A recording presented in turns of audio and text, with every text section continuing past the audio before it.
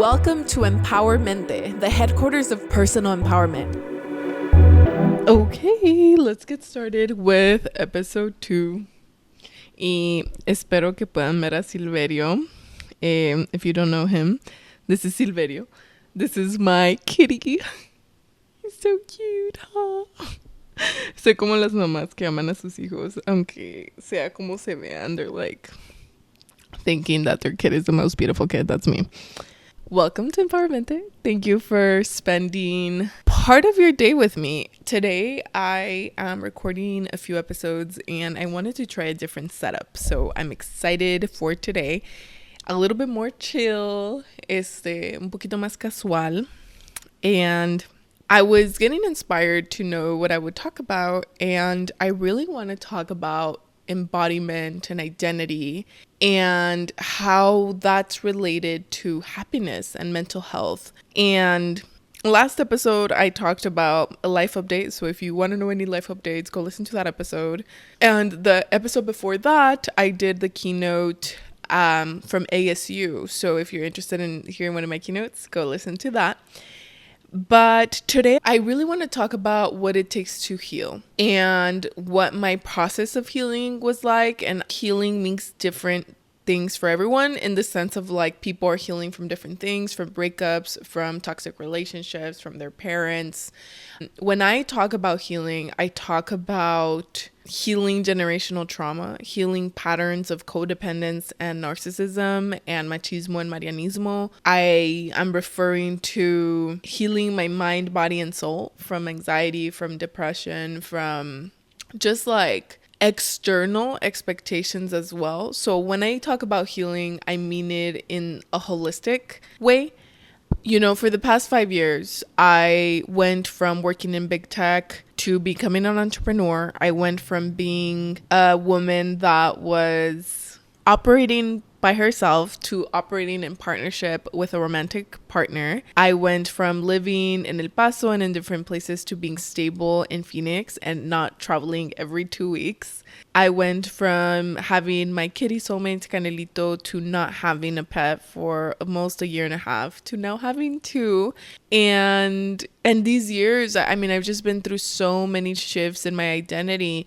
I've also gotten no contact with a person that was very important to me and my family. And that's also a big part of my journey. Going from engineer to coach and speaker and content creator and host and facilitator, it has not been easy on my nervous system. It's been a lot. And also my identity of being single to engaged to married and just navigating this transition is also something very intense. And I've really connected to the core of who I am. And it's been a process of letting go of external identities. At first, it was disorienting to let go of everything that was expected of me and what I was supposed to be doing as a good daughter, as a Latina daughter, as an eldest daughter. But breaking free has been ultimately my life journey, even if I'm not 30 yet. And it's been the most gratifying and liberating thing I've ever done. The process of healing to me has been a holistic process of healing my body, like healing my hormones, which I did through a naturopathic doctor in doing supplements. I did it all mostly naturally. I think at some point I did take progesterone so I could get my period back, but it has mostly been holistic. And I would love to say that I followed a strict diet and cut my sugar, but I haven't been able to do that for an extended period of time. But doing it in seasons has helped me, you know, to avoid gluten, avoid dairy, avoid cheese, avoid sugar. Again, I haven't been great at it, especially not in the past year, but healing my body and working out every day and drinking water and taking my vitamins has been a part of it. And really focusing on my health as my number one priority has been, even in it of itself, a cycle breaking process because, you know, our parents didn't have the opportunity to have that focus on themselves. And at first it was so difficult because for me, it was something that I really just wanted to get across quickly, and I didn't want to invest my time in it. I just wanted to continue being productive, which another cycle breaking process. The healing has been through my body, through my mind. Therapy has done wonders to me. I actually only did therapy for a year. I think it was 2020. And the rest of my mental healing has been through coaching, because I love coaching. I strongly believe in it. I believe in paying somebody to support you through your journey and process that's going to give you tangible tools, accountability, support, strategies to help you through transitions. And my coach has been a transition coach, and I absolutely love her. Her name is Marta. And even the way that I met Marta was, so magical. I met her at a ship event in 2020 in February. And oh my God, I'm going on a tangent, but I really want to tell this story because it's just about, alignment and how everything falls together when you open your heart. I went to a ship event that was about tech and IT, and I was super excited because, one, there was a focus on tech, and two, there was a woman who was in her 50s giving a presentation about mindfulness in tech industry. So I just looked at her with so much admiration because she was Latina, she was Mexican, and she was giving a presentation about something soft, And so when I heard her, I was, my God, I love her. And at the time, my dad had really been telling me that I had to align my mind, body, and soul, that it seemed like I was missing something in my life. And so I just interpreted as like, this man just wants me to get married already, which is crazy because up until this time, you didn't want me to have a boyfriend. But with Marta, she did a presentation and she said, you need to align your mind, body, and soul, or something along those lines. And so when I saw her and she said that, I was like, oh my God, that's been resonating like all over my life. And so I went to go talk to her and I asked her, what do you mean? I mean, I saw your whole presentation on mindfulness, but what do you mean align your mind, body, and soul? And so she proceeded to give me an explanation for a few minutes that I understood nothing. And, I consider myself a very smart person. And for me not to understand jack shit of what she said, I was just like, oh my gosh, I need to listen more to what you have to say. You have so many things I can't even understand. And she's like, hey, I'm a coach. I'll give you 5 free sessions. And if you like working with me, we'll start working together. And I was like, bet. And so through coaching, I have really dove deep into my transformation because I think therapy really focuses on processing your past and understanding the reality of who you are in your past and how it affects you now and your flaws. And it's very heavy, and therapy is very sometimes hard to navigate. And I think it's a great tool, and I think it's a perfect tool to start with. But coaching is a little bit different. It's about getting you in action to get you from point A to point B in different aspects of your life. And of course, there's like different types of coaching, but I absolutely loved her method. It was a little bit of visualization with somatics, with energetics and spirituality. And a lot of the way that she teaches and she coaches, I've adapted, and she was a huge inspiration for me to do what I do now in coaching. And so going back to my healing, the body was healed through eating healthy, regulating my hormones with supplements, and exercising every day. My mind was healed through coaching and through therapy, really. Lots of journaling, and of course a lot of practices of like processing my emotions and letting myself be angry, feeling them, and that tied everything together. There's the soul healing, which I think happens through community, through being seen, validated, and experienced in your authenticity and in your truth, and to have other people in that energy and your juices and your love and your everything. I don't know if I should have said juices, but you know what I mean. Having people in that proximity and being seen for who you really are, I think, is a type of healing that you can only accomplish with someone else, with your friends, with your family, with your partner. And so that's another way that I've been healing, and I had healed. But healing, of course, has so many layers of it. I started my healing journey in 2019, 2020. And so fast forward to 2025, I think it was first a process of like understanding, learning techniques, regulating myself, becoming a lot more emotionally intelligent, being able to regulate myself, and all of these things that I feel like I was catching up on and really understanding the basis foundation of them. And last year and this year, I've realized that it's really been a spiritual journey. Faith and spirituality really have tied every single aspect of my healing and my life in general together. Faith and spirituality is really the thing that has allowed me to cross my upper happiness limit, to think that I was such a logical and structured person, and go to believing in a higher power profoundly believing that everything is happening for me and for my lessons and for my growth and for my expansion with all the love in the world, and that I'm simply a soul having a human experience, and there's much more to this reality than physical bodies. That has completely changed the way that I think and live my everyday life. That has been one of the biggest pillars of my healing journey, and I barely realized that that was it, like last year and this year.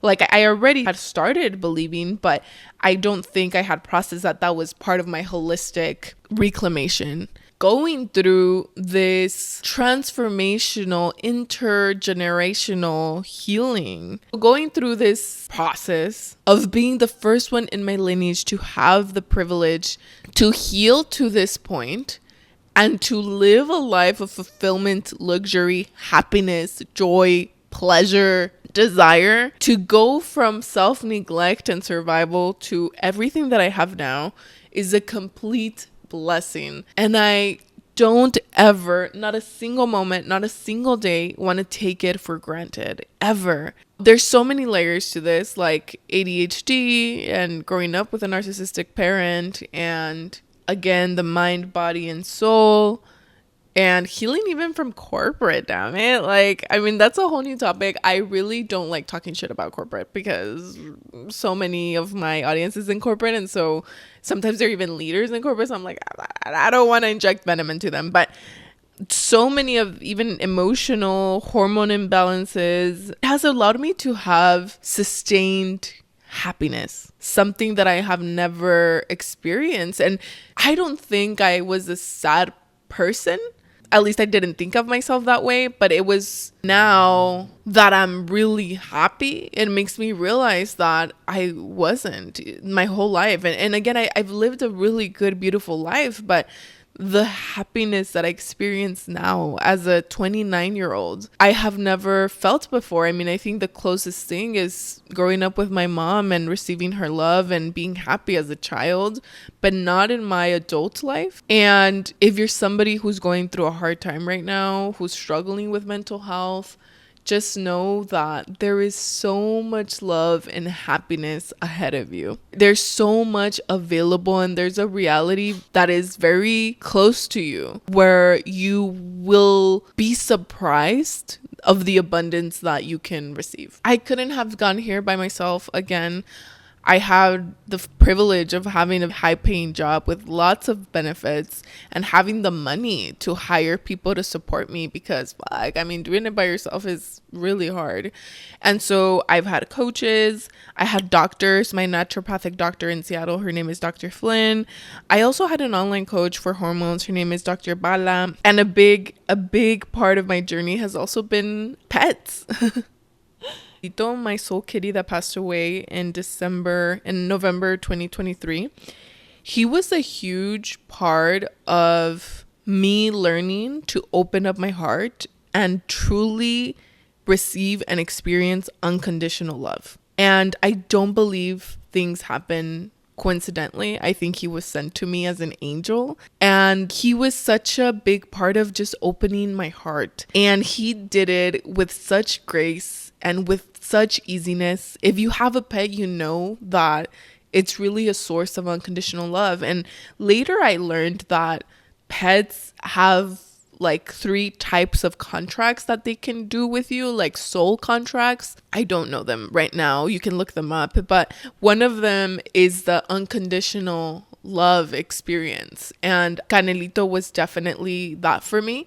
Soul contracts basically are what you agree you will learn from each other, or you will learn from them in your lifetime. So every single animal and pet that you have and you encounter has a soul contract with you. And so with Canelito, it definitely was the unconditional love. I love him so much, and even now, he has really helped me expand my faith, because I have learned to connect with him and my spirituality in a very different way than the physical world. I feel weird to talk about all of this because it is very woo-woo, and I guess I haven't fully expressed my woo-ness, but I'm open to sharing it now. I mean, it's my truth. It's what's been my truth for a long time. I just focused on other things. I'm a multi-passionate person, so I have lots of wisdom and so many things to talk about. I can talk about business, career, life transitions, healing generational trauma, tech, so much. So I got lost in the talking about spirituality, but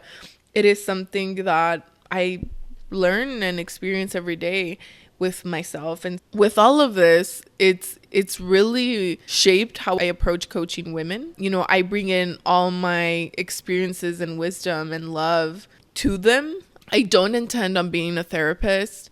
I intend on being a guide that is there to support my clients through different modalities and strategies. I meet people where they are, and I contextualize their experiences based on my own, and I ground them in the reality that feeling lost in life transitions is normal. And when you're transitioning in identities, when you're shedding all of the expectations and identities that people put on you, and you're left with nothing, and you're like, who the hell am I? And it's normal to feel that way. Rediscovering is the core work. It's the inner work where embodiment comes in of identity. I feel like all the healing work that I did in the years prior to this, I'm feeling the fruits of it now. I'm happy. And all those moments that I really struggled to face my own demons, as boomers say, they were all worth it. And all those hardships that I went through, they were all worth it, because I can really hold space for all that is in my emotional spectrum. And I'm very, very happy. And I think just last year and this year have been the years that I fully feel the happiness and the effects of it, and the embodiment piece of everything that I am, and putting them out there in a way to share with others. And I think I've really focused on deep transformation for my impact on the world on the past year, almost a year now, with coaching. With content creation, I felt like when I was really consistent, it was a broader reach and it was a breadth of impact.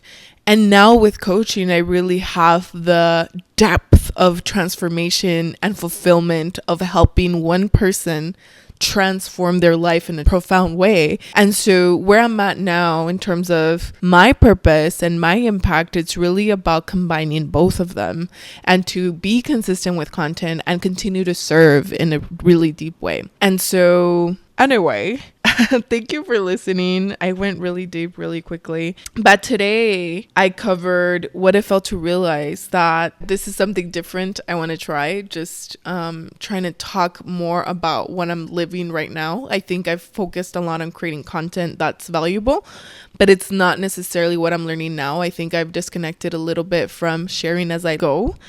It's vulnerable. It's hard. I think my nervous system avoids it.